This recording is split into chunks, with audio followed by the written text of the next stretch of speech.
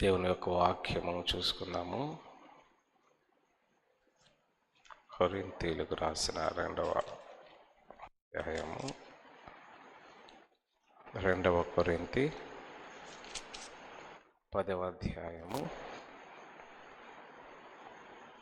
4వ వచనం నుండి చూద్దాము. మా యుద్ధోపకరణములు శరీర సంబంధమైనవి కావు, కానీ దేవుని ఎదుట దుర్గములను పడద్రోయ జాలినంత బలము గలవై ఉన్నాయి. మేము వితర్కములను, దేవుని గూర్చిన జ్ఞానమును అడ్డగించు ప్రతి ఆటంకమును పడద్రోసి ప్రతి ఆలోచనను క్రీస్తుకు లోబడినట్లు చెరపట్టి మీరు సంపూర్ణ విధేయతను కనపరుచినప్పుడు సమస్తమైన అవిధేయతకు ప్రతిదండన చేయ సిద్ధపడి ఉన్నాము. ఇక్కడ ఆత్మీయ యుద్ధము గురించి వ్రాయబడి ఉన్నది. ఆత్మీయ యుద్ధములో బ్యాటిల్ ఫీల్డ్ ఏమిటి అని అంటే మైండ్. వితర్కములు, దేవునికి కూర్చిన జ్ఞానమును అడ్డగించు ప్రతి ఆటంకము ఎక్కడుంటుంది? మైండ్లో. ప్రతి ఆలోచనను క్రీస్తుకు లోబడినట్లు చెరపట్టి. ఈ ఆలోచనలు అపవాది వితర్కమైన ఆలోచనలను, అంటే వ్యతిరేకమైనటువంటి ఆలోచనలను, దేవుని యొక్క మార్గమునకు వ్యతిరేకమైనటువంటి ఆలోచనలను మనలో పుట్టిస్తూ వాడి ఆలోచనలను బట్టి వాడు చేసే ఇంజెక్షన్స్, అనగా ఆలోచనలను ఇంజెక్ట్ చేస్తూ ఉంటాడు లోపలికి. పంపిస్తూ ఉన్నటువంటి ఆలోచనల ప్రకారము మన ఆలోచన తర్వాత మన హృదయము మన ఆలోచన, మన క్రియలను తీసుకొని వెళ్ళాలని వాడు ప్రయత్నం చేస్తూ ఉంటాడు. కాబట్టి ఈ యొక్క ఆలోచనలను క్రీస్తుకు లోబడినట్లు చెరపట్టకపోతే, అనగా అపవాది పెట్టు ఆలోచనలకు ప్రభావితము కానంత, అపవాది పెట్టు ఆలోచనలకు చోటు ఇవ్వనంత, అపవాది పెట్టు ఆలోచనలకు పెడచెవి పెట్టగలిగినంత, అపవాది పెట్టు ఆలోచనలు కంటే ప్రభావవంతమైనటువంటి మరొక ఆలోచనలను దేవుని యొద్ద నుండి వచ్చేటటువంటి ఆలోచనలకు మనము చోటు ఇవ్వకపోతే ఈ యొక్క ఆత్మీయ యుద్ధములో మనము గెలవలేము. సాతానుడు ఆలోచనలు పెడతా ఉంటాడు, తలంపులు పెడతా ఉంటాడు. వాటిని క్రీస్తుకు లోబడినట్లు పట్టి చెరపట్టి, ప్రతి ఆలోచనను పట్టి చెరపట్టి, అనగా మనస్సులో వెళ్ళేటటువంటి ప్రతి ఆలోచనలను, హృదయంలో ఆలోచనలను, తిరిగే ప్రతి ఆలోచనలను, ఇది దేవుని యొద్ద నుండి వచ్చిన ఆలోచన, ఇది ఆశీర్వాదకరమైన ఆలోచన, ఇది పరిశుద్ధమైన ఆలోచన, ఇది న్యాయమైన ఆలోచన, ఇది దేవునికి ఇష్టమైన ఆలోచన అనేటటువంటిది మనము పరీక్షించి, కాకపోతే దాన్ని క్రీస్తుకు లోబడాలి. అనగా క్రీస్తుకు లోబడినట్లు పరీక్షపడటం ఏంటి? ఇక్కడ అదే ఆలోచనలు అదేమైనా ఫిజికల్గా కనపడితే, క్రీస్తు కూడా ఫిజికల్గా ఉంటే దాన్ని పట్టుకొని, మెడబట్టుకొని వంచి యేసుక్రీస్తు పాదాల దగ్గరికి తీసుకొచ్చి కూర్చోబెట్టచ్చు. ఫిజికల్గా కనబడదు కదా. ఈ ఆలోచనలు పట్టుకొని క్రీస్తుకు లోబడేలాగా చెరపట్టడం ఏంటి? అదే ఆత్మీయ జీవితంలో అతి ప్రాముఖ్యమైన అంశమైనది. First thing, realising and recognising the thoughts that the Satan is injecting in your mind. నీ మైండ్లో, నీ ఆలోచనలలో సాతానుడు పెడుతున్న తలంపులను మొదటిగా గ్రహించి గుర్తించి అవి అపవాది యొద్ద నుండి వస్తున్నవి, అపవాది నాలో పెడుచూ ఉన్నాడు అనేటటువంటి ఆ రియలైజేషన్కి రావాలి. ఫస్ట్ ఆ స్టెప్. ఇఫ్ యు ఆర్ ఆ రియలైజేషన్ రాకపోతే, ఆ గ్రహింపు రాకపోతే, గాలికి కొట్టబడినట్లు మన తలంపులు, మన ఆలోచన, మన హృదయము కొట్టుకొని వెళ్ళిపోతుంది. పొట్టు గాలికి కొట్టబడినట్లు సాతానుడు పెట్టే తలంపులకు, ఆలోచనలకు, ఊహలకు మన హృదయము, ఆలోచనలు కొట్టుకొని వెళ్ళిపోతుంది. మనము కూడా కొట్టుకొని వెళ్ళిపోతాం. మొదటిగా నీ మైండ్లో వచ్చే ప్రతి ఆలోచనను పట్టి చెరపట్టి, అనగా దానిని అపవాదిది అని గ్రహించి గుర్తించి చెరపట్టుట. పట్టుట అంటే రియలైజ్ అవ్వడం, పట్టుకోవడం. ఇది అపవాదిది, ఇది దేవుని యొద్ద నుండి వచ్చినది, ఇది సాతాను తలంపు, ఇది దేవుని తలంపు అని పట్టుకోవడం. ఆ తరువాత చెరపట్టడం అంటే దాన్ని బైండ్ చేయడం, అంటే ఆ ఆలోచన ఇంకా ముందుకు వెళ్ళకుండా స్టాప్ చేయడం. అపవాది పెట్టు ఆలోచనలు ఇంకొంచెం ముందుకు వెళ్ళకుండగా, ఇంకొంచెం దానిని ధ్యానించకుండగా, ఆ తలంపులకు మన తలంపులను, మన ఆలోచనను, మన హృదయములను యాడ్ చేస్తే ముందుకెళ్తుంది. యాడ్ చేయకపోతే అక్కడే ఆగిపోతుంది. ఇద్దరు వ్యక్తులు సంభాషిస్తున్నారు అనుకోనండి. సంభాషిస్తున్నటువంటి ఇద్దరు వ్యక్తుల యొక్క సంభాషణలో ఒకళ్ళు మాట్లాడతారు. మనము మరలా మాట్లాడితే ఏమవుతుంది? ఆ సంభాషణ కొనసాగుతుంది. మరలా అవతల వ్యక్తి మరలా మాట్లాడితే ఏమవుతుంది? ఆ సంభాషణ కొనసాగుతుంది. మనము ఎదుటి వ్యక్తి మాట్లాడిన తర్వాత మనం మౌనముగా ఉన్నాం. మరలా ఎదుటి వ్యక్తి మాట్లాడాడు, మనం మౌనముగా ఉన్నాం. మరలా ఎదుటి వ్యక్తి మాట్లాడాడు, మనం మౌనముగా ఉన్నాం. ఆ తర్వాత ఆ సంభాషణ కొనసాగుతుందా? కొనసాగదు. అదే ఆత్మీయ యుద్ధములో మన మనస్సులో అపవాది పెట్టు తలంపులకు మనము అంగీకరించటం, అవును అని మన తలంపులను యాడ్ చేసినప్పుడు ఇది థాట్ కమ్యూనికేషన్ జరుగుతుంది. Thought communication. అపవాది యొక్క థాట్స్కి మన థాట్స్ కమ్యూనికేట్ అవుతూ ఉంటాయి. దేవుడు పెట్టే థాట్స్కి మన థాట్ కమ్యూనికేట్ అవుతూ ఉంటుంది. సంభాషణ జరుగుతూ ఉన్నట్లు ఉంటుంది. అపవాది పెట్టు థాట్స్ని మనము రెస్పాండ్ అవ్వకుండా ఉంటే ఇంకా అది ముందుకు వెళ్ళకుండా ఉంటాయి. అపవాది పెట్టు తలంపులకు మనం రెస్పాండ్ అవ్వలేదనుకో, అక్కడ వాటిని బంధించినట్లు అయిపోతాయి, ఆగిపోతాయి. ఫస్ట్ అపవాది నీ మైండ్లో పెట్టి నీ ఆత్మీయతను, నీ ఆనందమును, నీ సమాధానమును, నీ భక్తిని, నీ పరిశుద్ధతను పాడు చేస్తున్నటువంటి ఆ తలంపులు ఏమిటి గుర్తించు. రెండవది, ఆ పట్టిన తర్వాత చెరపట్టు. అవి ముందుకు వెళ్ళకుండా బంధించు. అది ఫస్ట్ థింగ్. ఏంటంటే ఇది మనము రెస్పాండ్ అవ్వకుండా ఉన్నట్లయితే అది ఆగిపోతుంది.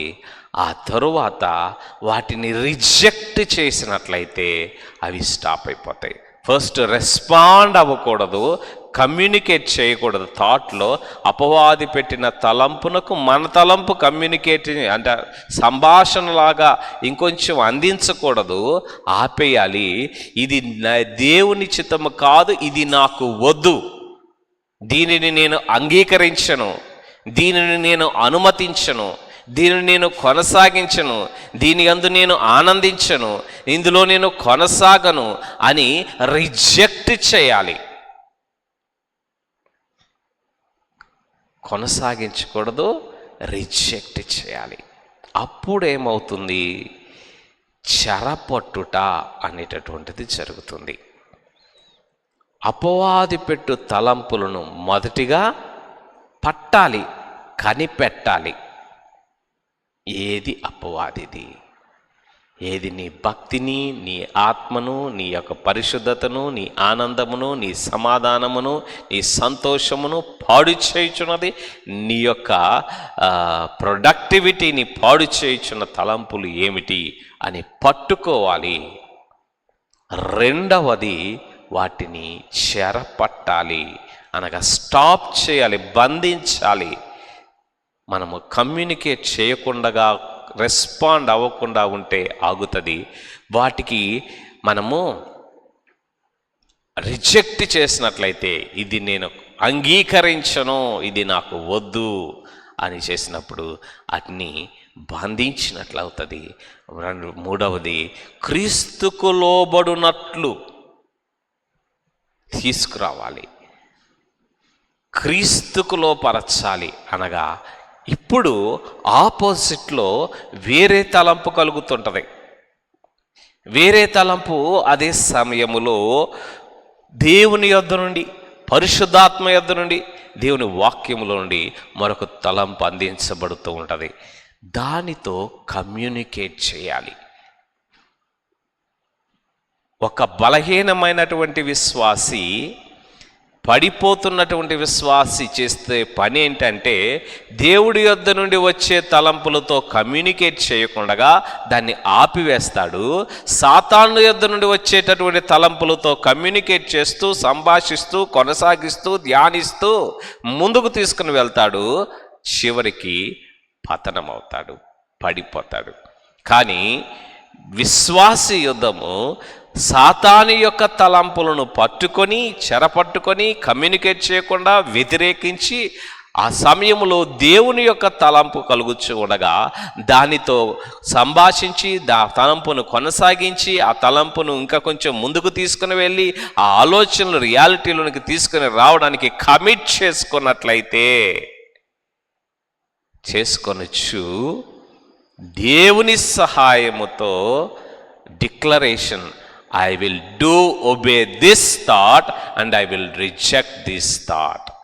ఇగో యేసయ్య తలంపును, దేవుని తలంపును, ఆత్మిచ్చు తలంపును, దేవుని యొక్క ఆదిస్తున్న ఈ తలంపును నేను అంగీకరిస్తున్నాను.